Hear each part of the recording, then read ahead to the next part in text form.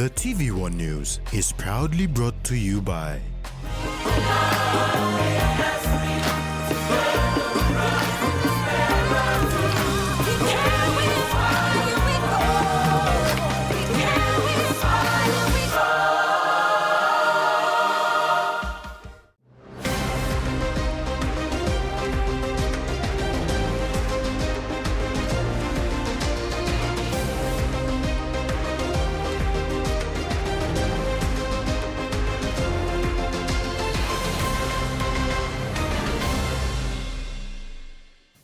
Hello, I'm Camila Guare with Tuesday's News.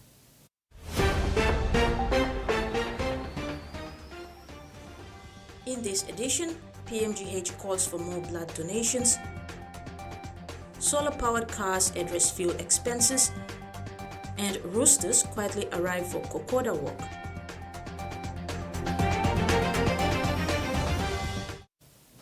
Oro Provincial Health Authority is making significant progress with major reforms and development.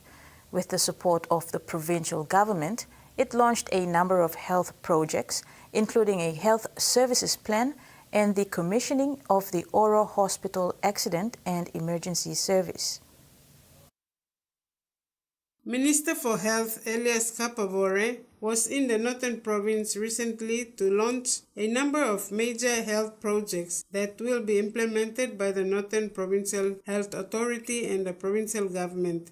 He commended the good working relationship between the two institutions, which has resulted in major reforms and development. Important documents launched included Northern PHA Corporate Plan, Popondeta Clinical Services Plan, and Health Services Plan for the PHA. Other projects include the commissioning of the Oro Hospital Accident and Emergency Service, Family Support Unit, Hospital Operating Theatre and Incinerator, and Family Support Unit. Minister Kapavore said this is a fine example of effective collaboration. The commissioning of the projects reflects the prudent management of funds with high level of accountability, exactly what is expected from all PHA boards and management in the country. Minister Kapavore also highlighted the budget allocation for Northern Province PHA this year. He said out of the 3.2 billion kina 2026 funding allocated for the health sector, Northern PHA has been allocated 46.9 million kina, 11 million kina more than what was allocated in the 2025 budget.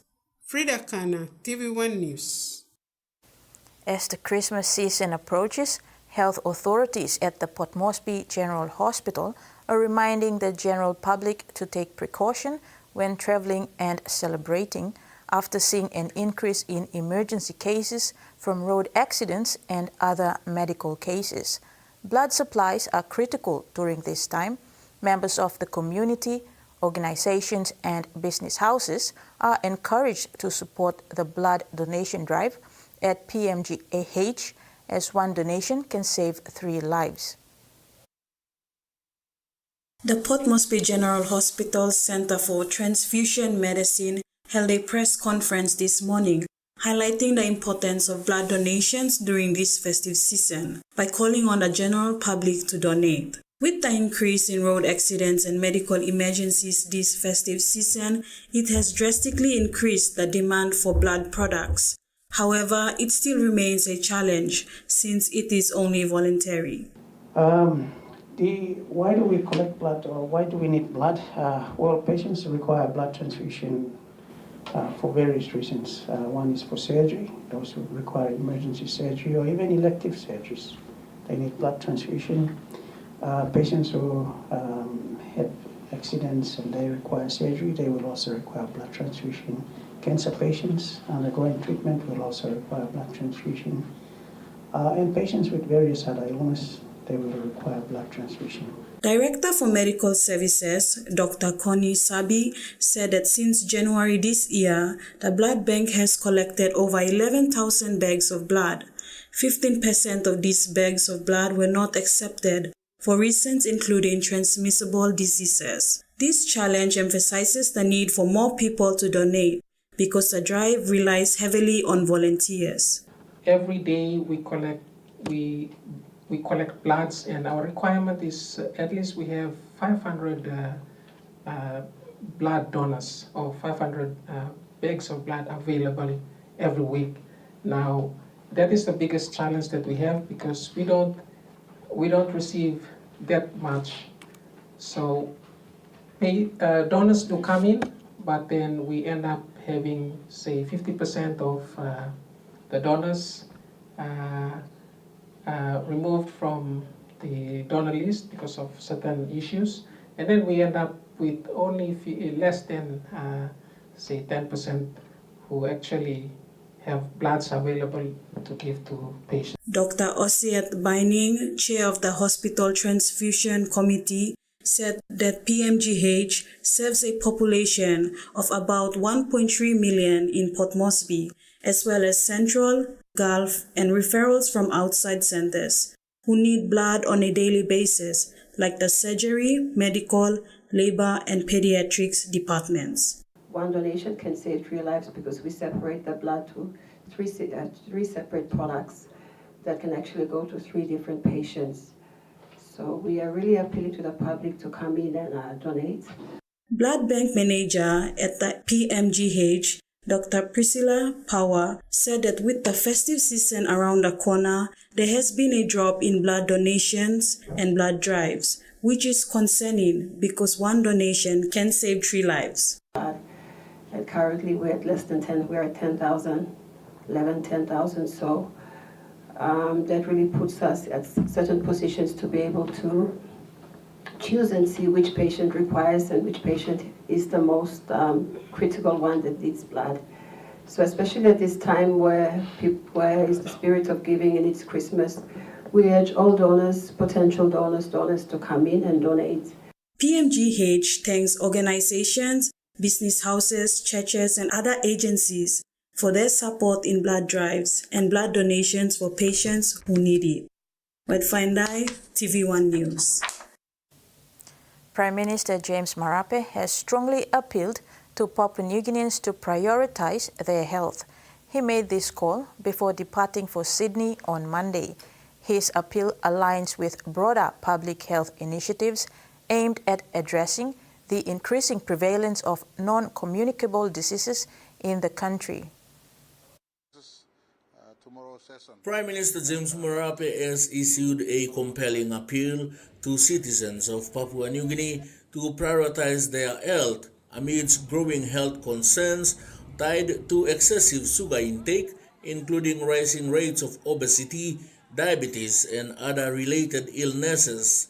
He urged individuals and communities to adopt healthier eating habits, highlighting the importance of fruits, vegetables, and whole grains. I want to encourage every one of you out there, Papua New Guineans, and to your medias, do a basic medical check on yourself, make sure your sugar level is okay. It'll be not good of me not to pass you something I know of. Cut away sugar from your diet. Sugar is a big killer, and a passing note, I want to make this reference to all of you, to the middle class Papua New Guineans and all of you who are earning some disposable income. Cut away sugar from your diet. It does kill, and the add up of this lifestyle can break you down in your midlife or your senior life. So the Prime Minister's appeal aligns with broader public health initiatives aimed at addressing the increasing prevalence of non-communicable diseases in the country. By advocating for lifestyle changes, Marape is also promoting long-term wellness and productivity within the population. The Prime Minister said this call to action serves as a reminder of the collective responsibility to prioritize health and make informed dietary choices for the benefit of individuals and communities alike. Freddie Mo, TV1 News.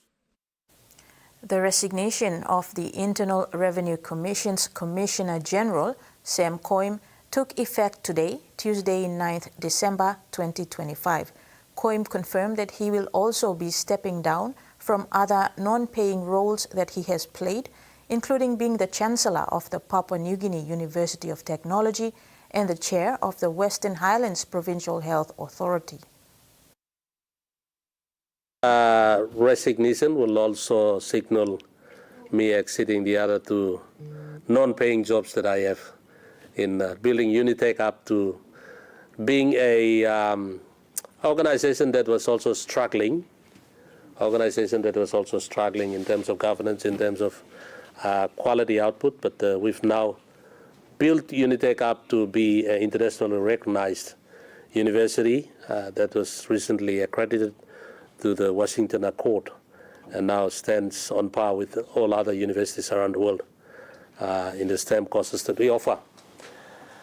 So I'll be also tendering my resignation in that, and also for the PHA Western Islands as well, which is when I took over as the chair, it was placed at the 8th place in terms of the PHA ranking and performance in 2022, end of 2022. Yeah, so 2023 and 2024, we jumped from 8th place to the 1st place as the #1 performing PHA in the country, in spite of some other shortcomings and challenges. So I'm proud of what we've achieved together, but time has come for me to move on and find another path. Lae City and Morobe Province now have a new police emergency toll-free number, 112. Deputy Prime Minister and Lae MP John Rosso launched the new toll-free line on Monday, December 8th. Lae is known for its civic pride, and it was no different this week when all stakeholders came together to launch the city's new police emergency toll-free number, 112. Deputy Prime Minister and Lae MP John Rosso, when launching the new toll-free line on Monday, December 8, 2025, applauded Lae Metropolitan Commander Chris Kunyanban and the city's stakeholders supporting the law and order sector with this initiative. Rosso said the launching of this very important 112 toll-free highlights and exemplifies everything that they've worked for, and it could only be achieved through cooperation. Rosso commended Anthony Wagambe Jr. for initially starting the toll-free initiative in Lae when he was the Metropolitan Superintendent, working closely with Digicel PNG and the Australian Federal Police.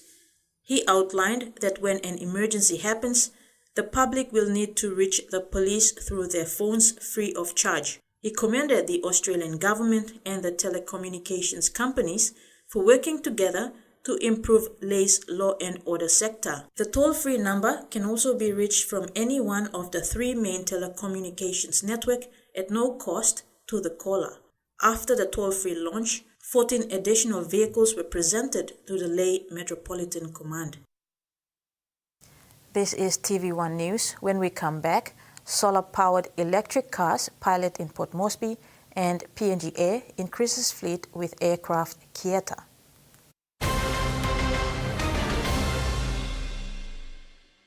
For too long, banking has felt out of reach for many. But now, BSP's One-Took Wallet is here to change that.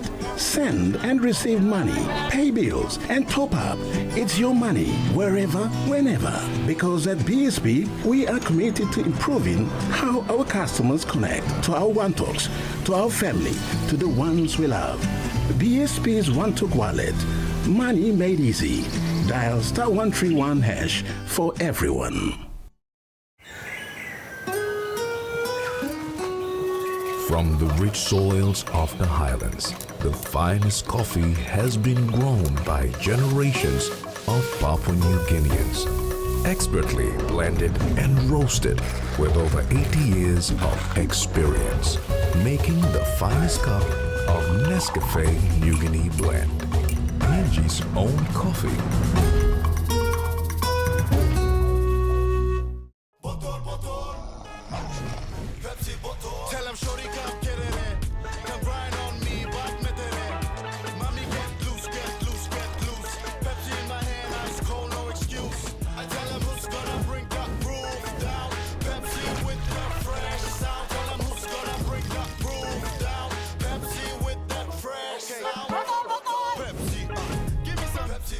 Pepsi. Long year 2024, 7 pa baby i-born one time HIV. HIV ikan go long baby long triple rot. Time bel mama ikat HIV, long time long karing baby, na time baby isusu. Tasol yumi can help him bel mama long lookout him baby inside long bell. Go quick time long bel mama clinic na kisim antenatal check. Time yumi panim sick HIV area o time bel mama i positive penis, early treatment ikan save him baby. Give him baby healthy start long life. Stop him spread long sick HIV igo long baby. This lutok sawe ikam long National AIDS Council Secretariat.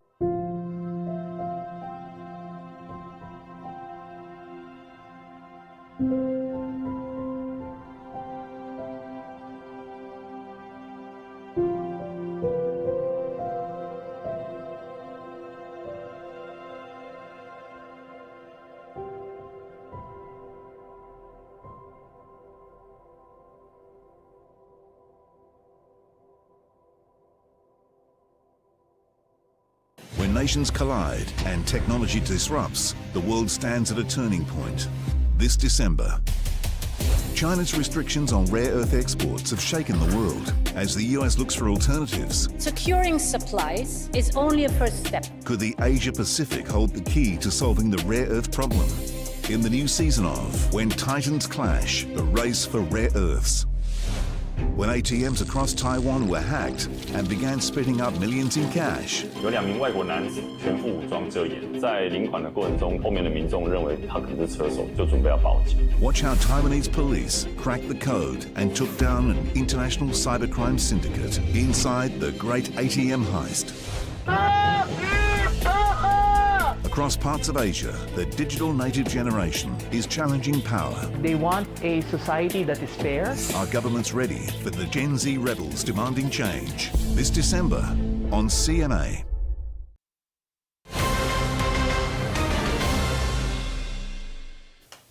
Welcome back. A new solution has been brought on to reduce the use of fuel: solar electric powered vehicles. Papua New Guinean-owned company O-Dash is taking strides to bridge a market gap in running a taxi service. O-Dash Managing Director Isaac Gypsy runs a taxi service but faces the dilemma of spiking fuel prices in recent years. He said the introduction of solar electric vehicles can reduce fuel expenses. O-Dash Motors is introducing solar electric cars to address increased spending on fuel. Managing Director Isaac Gypsy runs a taxi service and understands well the dilemma in maintaining the business, with expenses like increasing fuel cost eating into his taxi business. Mr. Gypsy said taxi service owners make approximately 200 kina per day for a single taxi. However, between 100 and 150 kina is spent on fuel alone. Gypsy said fuel price spikes are common and driven primarily by surges in global crude oil price, supply chain issues, and currency exchange rates. The high CCC setting maximum prices monthly impacts petrol, diesel, and kerosene, leading to higher costs for consumer despite regulatory oversight.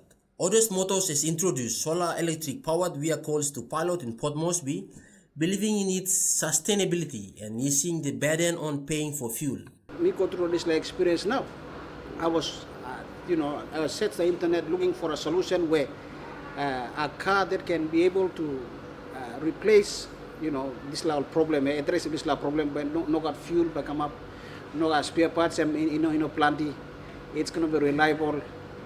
It can help us generate at least sufficient revenue in this kind. So that's when I came across to the solar electric car last year. So time me look at this internet now, I may not believe in this product. So I decided to contact these suppliers. Now me talk, I want to come and visit the factory. So last year I went to China, me visiting factory, me looking all looking car, everything, me plus an agreement to send pamis all by supply car and I need O-Dash. And then that's when we plug some triple come here. So this is triple car here, that solar electric car. They will address that problem that people have been experiencing over the last 3 years here, and by addressing this. The main something we talk about this solar car, no got fuel, no got engine. So this fuel where people are spending 150 to 120 kina every day, and by stop pocket people there. The new solar electric vehicles can be charged for 3 hours and travel 330 kilometers before needing a recharge. Mr. Gypsy said the vehicles offer lower operating costs and reduce emissions, promoting clean energy.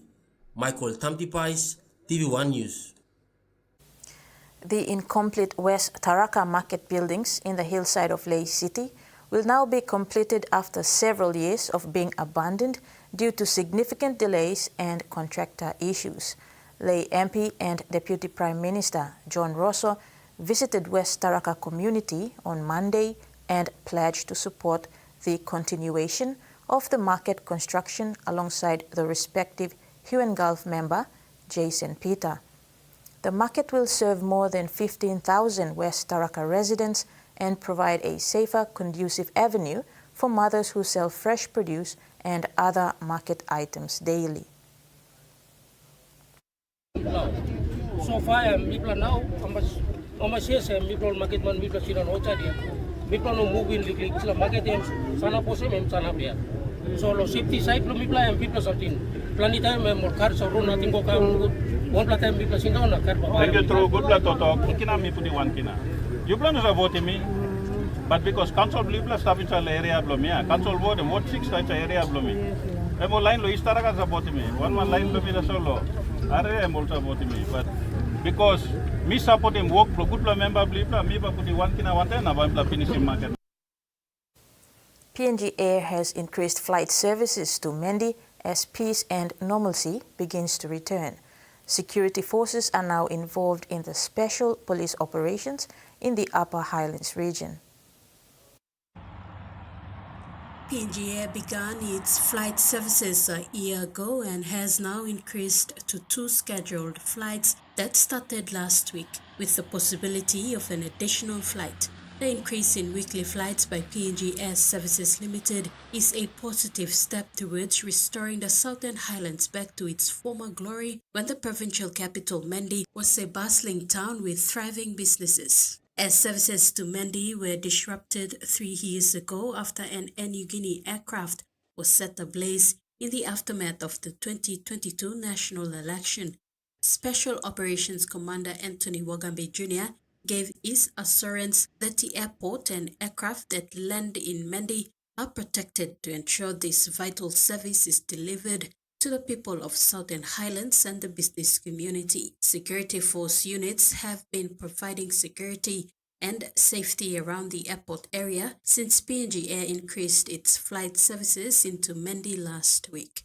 Since the arrival of security forces in Mendi for the special police operation in the Upper Highlands region, Mendi has been relatively calm with people going about their normal businesses.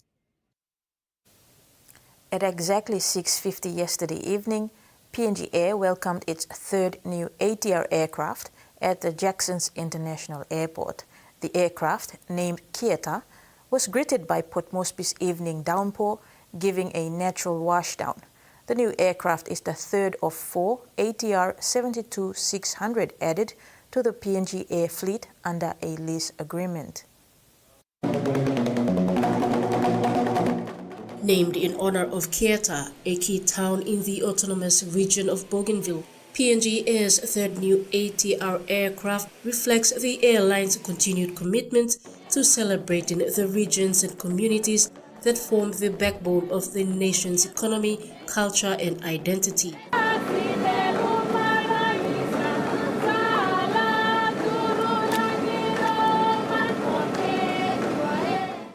The aircraft is the latest ATR 72-600 and 3rd of 4 new aircrafts added to its fleet by the end of 2025.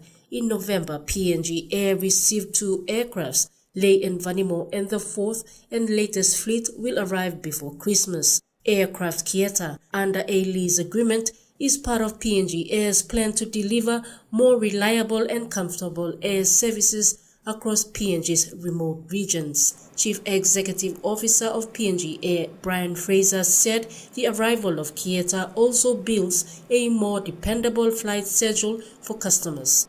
Susan Oreape, TVWAN News.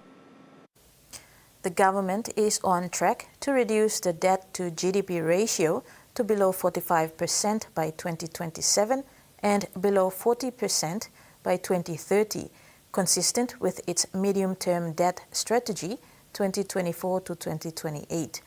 Treasurer Ian Stuckey, in his 2026 budget speech, stated that the national budget reaffirms the government's commitment to inclusive growth, improved macroeconomic stability, and responsible fiscal management to enhance debt sustainability. The government's fiscal strategy, as outlined by Treasurer Ian Stuckey in the 2026 budget, emphasizes a clear pathway towards reducing the debt to GDP ratio by setting targets of below 45% by 2027 and below 40% by 2030. The medium-term debt strategy 2024 to 2028 demonstrates a commitment to sustainable fiscal management.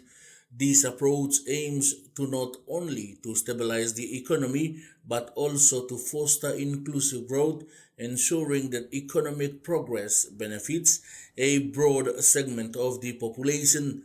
Improved macroeconomic stability is crucial for maintaining investor confidence and fostering a conducive environment for business development and job creation. Furthermore, the focus on responsible fiscal management suggests a prioritization of prudent spending and effective revenue collection, which are vital for enhancing debt sustainability. Mr. Stuckey says by balancing economic growth with fiscal responsibility, the government aims to create a resilient economy capable of weathering future challenges while ensuring that its financial obligations remain manageable. Freddie Mo, TVWAN News. And now, the finance news. The kina closed lower at $0.2358 in the interbank market. At Bank South Pacific, our kina was buying $0.2283, $0.3418 Australian dollars, $0.1881 euro, and 35.31 Japanese yen. Looking at commodity prices at New York close, cocoa and palm oil closed higher, gold, coffee and crude oil closed lower, and copper closed the day unchanged. And on the stock market, the Dow Jones closed lower, the ASX closed lower, and all ordinaries closed lower as well. This is TVWAN News. Next, LaSalle Tech tops nation in exams. That story and more after the break.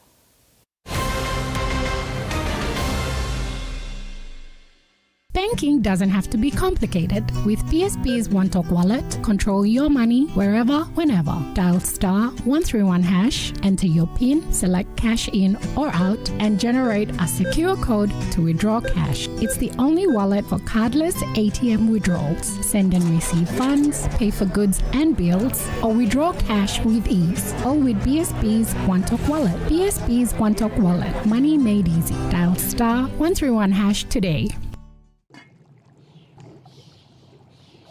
Hiya, Mama. You wait then, but me add him special flavor. Put in more flavor, put in more taste. Magic Kakaru, get up and big smile on face. Time for Kim chicken, a great kumutu. Sip, sip, the moo, yes, magic on you. Maggi, the taste PNG loves. Enjoy life when we work together, making happy memories that last forever. Hot in talk, young or old, a scale family meal with home. We'll bring out the smiles, cause it's our favorite one. Tennessee Cola, scale rice, don't scale price. Tennessee Cola, scale rice, don't scale price. Amber, you like it? Hands full? No problem. Use your voice to talk to TISA Bank. Hey Siri, send 100 kina to Mom. Sending 100 kina. Just say it and Siri does the rest. Super convenient, safe and secure. Always with you. TISA Bank. Banking on Change. For half a century, PNG has celebrated powerful connections, uniting provinces and generations. Digicel is proud to be part of that story by enabling everyday conversations and supporting communities. Digicel is making those connections stronger than ever by empowering the future with the new One Talk combo plans, giving you more data, more voice, more SMS, and all network calls to every One Talk everywhere. Digicel, one nation connected, better together. You've forgotten what you did to me? This is exactly what you put me through. I'll show you who the real monster is. You'll be the first I'll come for. What if he got trapped? Trapped? Someone had been suspected of colluding with his father. It's him, isn't it? The truth has a way of coming out. My love? Work of a serial killer? A copycat. Catch the season premiere of Flower of Evil, Wednesday, 24th December at 9 p.m. Today, my boy becomes one of us! You all need to see this. We don't have to kill them. What is he doing? I won't hurt you. I'm not one of them. You ready? Everything we know about dragons is wrong. How to Train Your Dragon premieres Saturday, December 13th, 9 p.m. on HBO.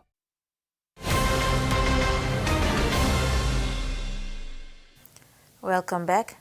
LaSalle Technical Secondary School in the nation's capital has topped both the grade 10 and 12 national examinations this year. Principal Brother Anthony Sammy Pancras said they were expecting this result because they had worked hard for it. LaSalle Technical Secondary School in the National Capital District outranked over 200 other secondary schools in both the grade 10 and grade 12 national examinations. The grade 10 and grade 12 2025 results were launched today by Education Secretary Dr. Uke Kombra at the DOI conference room at the Port Moresby National School of Excellence. Dr. Kombra started off by announcing the schools that topped grade 10. Number 5 is Kopen Enga. Number 4 is Kama SDA, Eastern Islands. Number 3 is BTPS Secondary, Enga. Number 2 top second high school or secondary school is, with grade 10 results, is Brandy Secondary, Isipik. And the top school in the country in this exam at grade 10 is LaSalle Technical Secondary.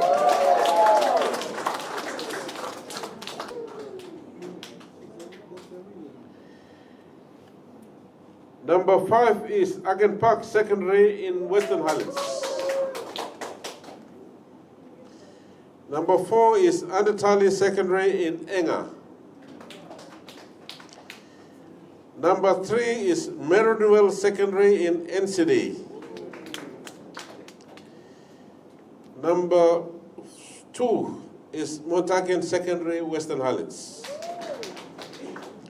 And number 1 is LaSalle. LaSalle last year came second, and I said, this year we're going to come first. You made it.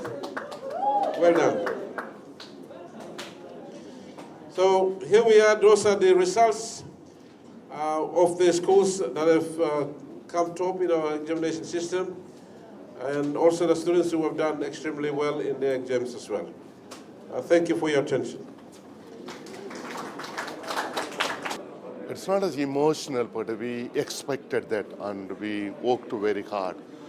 We also, 2024, our grade 10 came first in the country, and we expected this year grade 12 as well. So everyone in the school community, including teaching, non-teaching staff, with the great support of the parents, everyone worked hard. Our school has an aim and also they have a goal to achieve. So the students know the goal. It's not just a personal goal, we have an academic goal. So when the students know about the academic goal, everyone started to work hard and they made it. And our students should be very happy and proud of themselves. LaSalle Technical Secondary School was formerly known as Hohola Youth Development Center. The Catholic-run institution is focused on giving young men and women who have not been able to graduate to the next level of education skills to improve their chances of gaining employment. Karkar Secondary School in Sumkar District recently observed its 55th grade 10 and 17th grade 12 graduation ceremony under the theme Empowering Minds for Tomorrow's Change. Representing Sumkar MP and Vice Minister for Petroleum, Alexander Orme, was his executive officer, Ruben Tabel. Tabel announced a 100,000 kina infrastructure funding commitment for Karkar Secondary School in 2026. He said the Sumkar DDA has so far implemented 80% of its planned investments in education for the district, including school fee subsidies for higher education, which will continue in 2026. 5.5 million kina has already been earmarked for this. And responsibilities.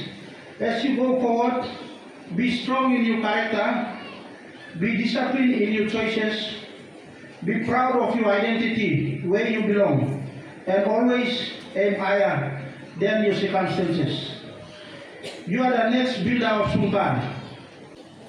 Alongside long education, DDA Blami and giving Luxavel along all the primary schools, close to 80% of the schools have received funding support from the DDA.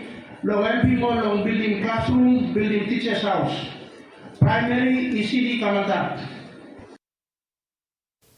33 long-serving public servants in Simbu recently graduated with a diploma in government leadership and management.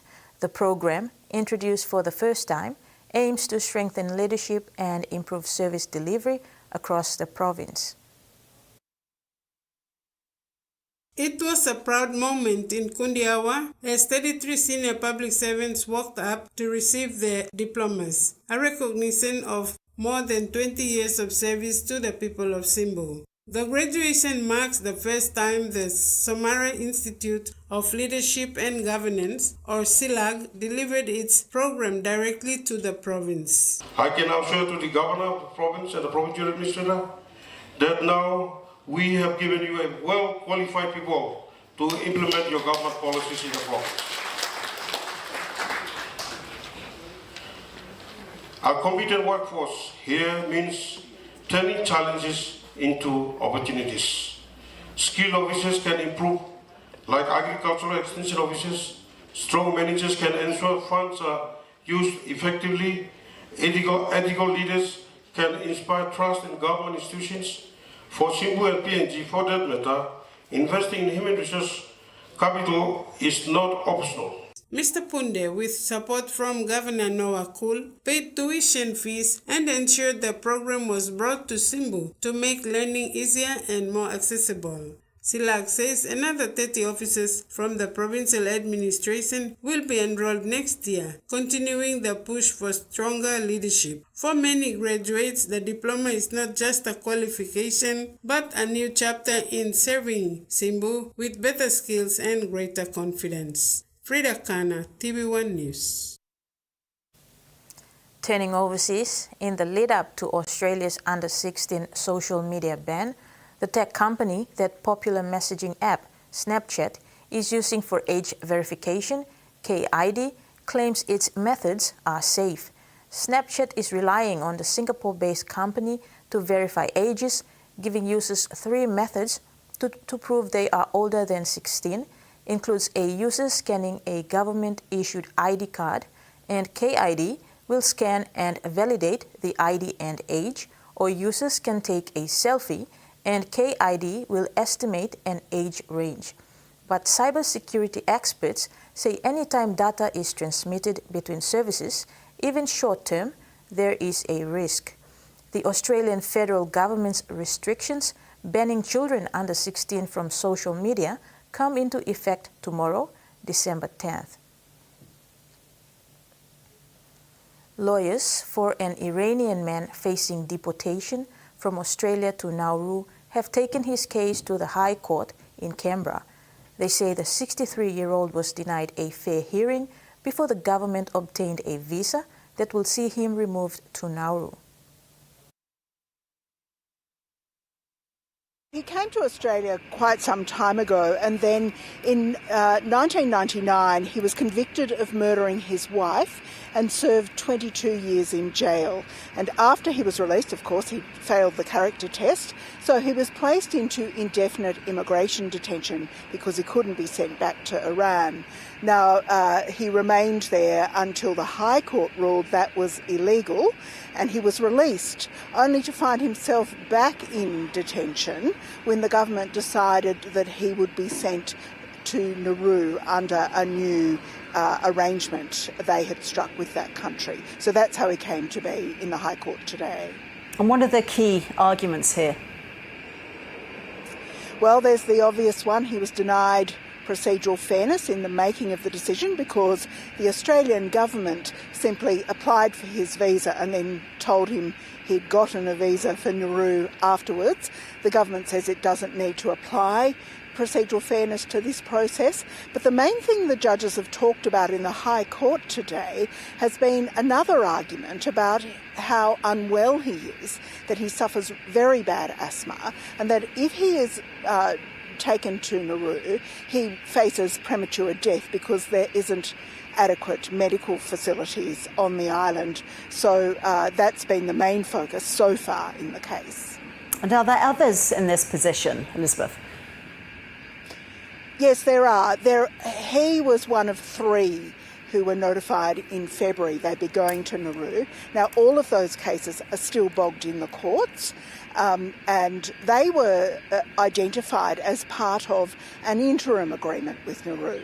Now, since then, the government has signed an actual memorandum of understanding worth initially $408 million or something like that for Nauru to take in some of these people, and there'll be more for each year of the agreement paid to Nauru. And one person has been sent, a separate person, a 4th person, has been sent under that agreement. Thanks, Elizabeth. A big quake off Japan injured at least 30 people, said authorities, damaging roads and knocking out power for thousands in freezing temperatures. The Japan Meteorological Agency said the magnitude 7.5 quake on Monday 11:15 p.m. local time, downgraded from its first reading of 7.6, raised the chances of similar or larger tremors in the coming days. Prime Minister Sanaya Takaichi said 30 people were injured in the quake off the coast of the northern Aomori region, which triggered tsunami waves up to 70 centimeters. You're watching TVWAN News. Roosters' big guns quietly arrive in Port Moresby, and Prime Minister Marape visits Penrith Panthers facility.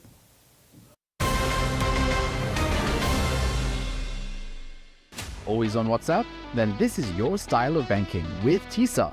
Check your account balance or even chat with a TISA Bank agent. Get started today by following these simple steps. 1. Save TISA Bank's official WhatsApp number in your phone. 2. Open WhatsApp and send a simple hi. 3. Follow the menu to start banking. It's that easy. TISA Bank. Banking on change. Okay. Yep. Hi. Yes. Can I get a loan for my PNV contract? You need to fill out these forms, these ones, and then you can get back to me. Okay? Hello? Hello? Anyone? Hi, I'm Kenny.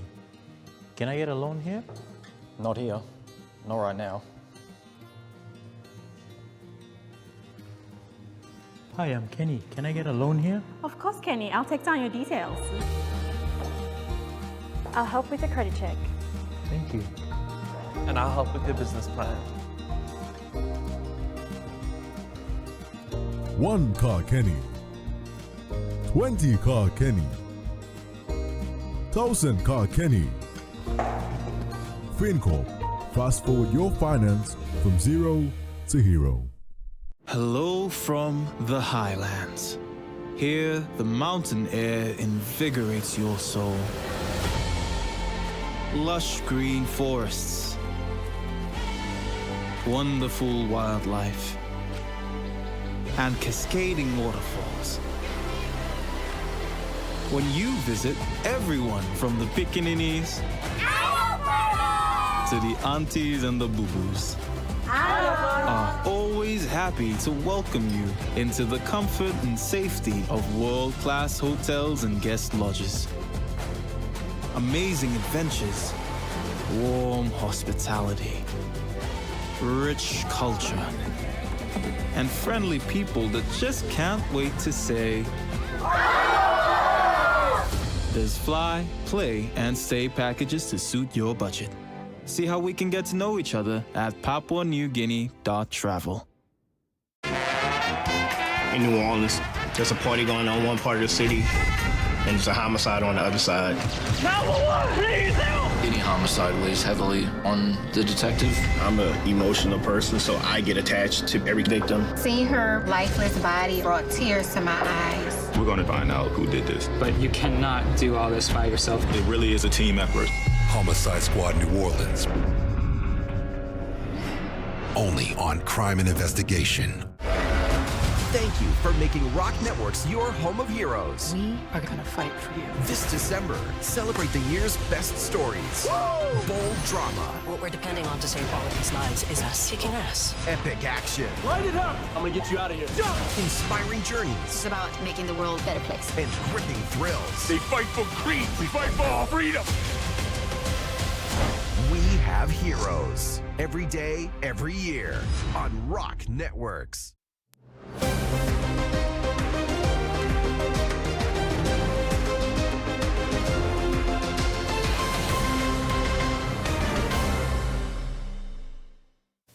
Welcome back. Former CEO of PNG NRL Chiefs, now Panthers CEO, welcomed Prime Minister James Marape to the Panthers Football Club in Sydney today. Marape toured the club's facility and was pleased with the infrastructure. He expressed how PNG can learn from the NRL club as it navigates its way towards the 2028 NRL season. Andrew Hill previously served as CEO of PNG NRL franchise, now CEO of Penrith Panthers. He briefed Prime Minister James Marape on the systems behind the Panthers' sustained success, both on and off the field. This included its operations and how they do business. An impressed Prime Minister said the Panthers model offers valuable lessons for Papua New Guinea as it strengthens and modernizes its own rugby league systems and prepare for entry in 2028. He said the Panthers' junior programs connect straight into schools, and that is something PNG must build. He said the Panthers are one of the most successful clubs in the NRL, and they are opening their character and systems to PNG. Marape thanked Panthers senior executives for their hospitality and willingness to share knowledge with PNG. He said this engagement helps PNG see how it can build clubs that support players from grassroots to elite level. The visit forms part of Marape's wider efforts to strengthen international sporting partnerships, enhance athlete pathways, and prepare PNG for increased participation and success in elite rugby league competition. Rex Litter, TV1 Sport. NRL heavyweights, the Sydney Roosters, quietly arrived in Port Moresby today for a once-in-a-lifetime adventurous walk along the famous Kokoda track. The team features majority of their marquee players, including Captain James Tedesco, new off-season recruit Daly Cherry Evans, and head coach Trent Robinson. The Kokoda track is part of the Sydney Roosters pre-season training schedule designed to build strong team bonding, develop resilience, and encourage working together to overcome adversity. They hope to use the valuable experience gained from the Kokoda track as a major build-up towards the challenging 2026 season ahead for the Chooks. Upon their arrival, Roosters recruit Derek Terry Evans was kind enough to stop by for a chat. Good, thank you for having us. All right, very happy to be okay. here. Just tell us a bit about your trip up here. What was it for? Yeah, so we're looking to do the Kokoda trip, so wish us luck. We're going to need some help. All right, definitely. And how are you settling into your new club for 2026? Yeah, really enjoying it. It's a great group of blokes, and they're making me feel very welcome. Yeah, you got a big group coming up here. You've got half of the team here for the Kokoda. Just only half the team. We've got a few back home with injuries and stuff like that. So yeah, the group that's here is very excited. Yeah. All right, look, enjoy it and all the very best. Eh? Thank you, sir. Yeah. The Roosters trip was made possible through an ongoing friendship between Kokoda Spirit Tour company owner Wayne Weatherall and Roosters head coach Trent Robinson. G'day, I'm Wayne here from Kokoda Spirit, and here we are in beautiful downtown Port Moresby, waiting for the Roosters to arrive, and we're very excited to be taking them across the track. And pre-season for the Roosters, and it's all about teamwork, it's all about overcoming adversity, and getting to know each other in the pre-season. It's going to be a really tough challenge for them. It's a bit wet out there on the track, it's muddy, but they're up for the challenge. And we're really excited to have them out here to meet the people of Papua New Guinea and understand the story of what Kokoda is all about. PNG RFL head of Community Rugby League Mark Mom was also there to meet the team as courtesy and provide assistance while the team is here. Yeah, it's just part of the off-season. The group is doing a track on Kokoda just for their own recreation, and we just here to make sure we facilitate their entry and exit. And it's they're looking forward to it, so it's going to be a good trip for them. A bit of a challenge with the weather, the climate, the changes and everything, but yeah, I think they're ready for it. Yeah, they're all very excited. Daly said he's looking forward to it, so we're just happy to see them here. Terry Longwood, TVWAN Sports. The PNG AFL Junior Under-15 girls and boys teams returned home today after competing at the AFL Oceania Cup held in Suva in Fiji. The Binatangs and Kurakums put up a strong performance against their counterparts from host nation Fiji, as well as Samoa, Vanuatu and Nauru. Upon their arrival, PNG AFL Juniors head coach Major Alphonse Jambarufo expressed pride in the players' efforts and overall performances, noting that both teams were first-time travelers competing in such a major tournament. The tournament held from 4th to 6th December posed challenges, but the boys fought hard, especially against Nauru in their push for top placement. Unfortunately, several contentious calls went against PNG in the Under-15 boys division, resulting in Nauru taking out the top spot. The tournament is obviously a bit of a challenge for the team. We have a fair number of kids that are new to the tour. And also in the tournament, there's a couple of teams from the Pacific, the Tongans and the Vanuatu teams. They didn't make it into the final, so that made it for the committees, the representative of the tournament, to just run the games as normal rounds and no finals for the games, and for the boys to play as to play in the finals. So that comes down to percentages. So made it for our boys have fall short to Nauru. Coach Alphonse explained that due to the non-attendance of Vanuatu and Tonga, the organizers decided to proceed with the competition in regular rounds. The team that finished on top in the end was declared ultimate winners. This led to the finals match between Nauru and PNG in the boys division. Both teams had the same number of wins and losses during the tournament, but Nauru edged out PNG based on percentage for and against. Otherwise, the boys have done really well. They participated as we expected from them. We have scouts from St. Kilda as well that they flew into Fiji in numbers, which is we are hopeful that we'll definitely have some good news for the boys in the next couple of weeks. Coach Alphonse said the performance of the Binatang and Korakums also attracted attention from AFL scouts from Australia who were there to identify young talent. We have a fair number of kids that are new to the tour, and for many of them that flew in from outside provinces that made it into the team. They first time to experience such competition like this. So it made the team a bit shaky from the start of the game through the tournament. But we have good coaching staff that really took taking care of the boys really well. Additionally, Coach Alphonse was pleased to see two players from outside of Port Moresby gained valuable exposure to this tournament and an important aspect for their development. Terry Longwood, TV1 Sports. John Ume advances into the quarterfinals of the IBA Men's International Boxing Championship in Dubai, United Arab Emirates, after securing a win in his opening bout. He was the only boxer from Team PNG to win his fight and advance to the quarterfinals. IBA boxing, this man is a familiar. The two-time Commonwealth boxer defeated Firas Tabe from Tunisia in the 63.5 kg welterweight division on Monday at day one of the International Boxing Association Men's International Boxing Championship in UEA in front of boxing enthusiasts. Action from the men's 63.5 kilogram light welterweight division. It's a contest between boxers from Papua New Guinea and Tunisia. The compact figure, wearing red, is John Ume.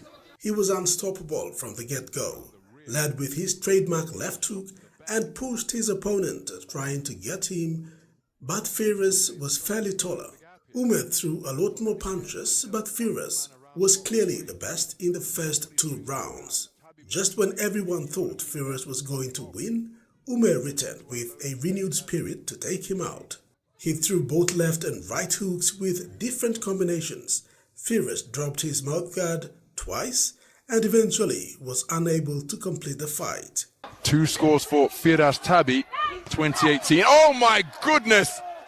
And we suggested that the man in blue was just going through a bit of a bad patch, and he has been sent to the canvas in heavy fashion. After his victory, Ume took to social media stating that he has never fought a taller opponent before. He said it was a great experience and wished Firas the best in the future events. And then Tabe just engaging in a little bit of showboating to try and discourage John Ume further. But Ume keeping the pressure going and is getting closer now. There he lands with a clipping left hook and the forearm's gone in, a mouthpiece has been dislodged. Ume continues into quarterfinals against an Israeli opponent. He is expected to meet a fairly experienced boxer. If he wins this fight, he is automatically eligible for a cash incentive of $10,000. That's equal to over 40,000 kina. PNG Boxing Union took 4 fighters to the IBA Men's International Championship. Only Ume progresses to the quarterfinals. They will be banking on Ume to go one better. Rex Lita, TV1 Sports. And now, the weather.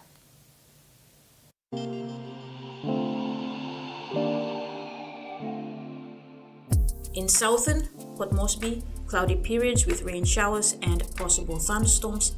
In Popondetta, cloudy periods with few rain showers and thunderstorms. To Momase, Lae, cloudy skies with rain showers and possible thunderstorms. In Vanimo, partly cloudy to cloudy skies with few showers. To the New Guinea Islands, Lorengau and Kimbe, cloudy periods with rain showers and possible thunderstorms. And the Highlands region, Mount Hagen, cloudy periods with some rain or rain showers and possible thunderstorms. In Mendi, Tari and Wabeg, cloudy periods, then some rain or rain showers and thunderstorms. Ocean forecast for PNG areas for the next 24 hours. Coral Sea, seas slight to moderate with southeasterly winds of 5 to 15 knots, reaching 20 knots over southeastern sector. Solomon Sea, seas moderate to rather rough with southeast to southwest winds of 10 to 20 knots, increasing to 25 knots at times. Bismarck Sea, seas moderate to rough with northwest to westerly winds of 15 to 25 knots, reaching 33 knots at times. Pacific Ocean, seas moderate to rough with southwest to northwest winds of 10 to 20 knots, reaching 25 to 33 knots. And coastal waters forecast, waters of Samurai Island to Cape Vogel and all Milne Bay Islands, and waters of Medang to Wewak to Vanimo and northern PNG or Indonesian border, seas 1 to 2.5 meters. Waters of Manus and its western group of islands, seas 2 to 3 meters, and waters of New Island and Bougainville, seas 1 to 2 meters, rising to 3 meters along warning areas.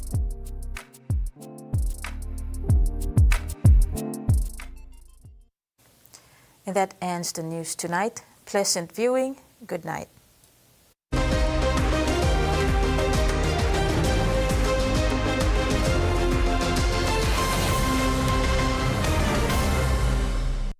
The TVWAN News was proudly brought to you by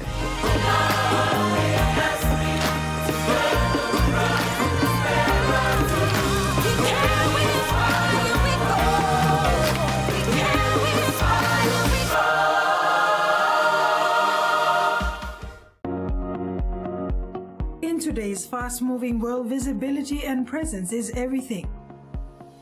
But how do you make sure your brand or message stands out? You need a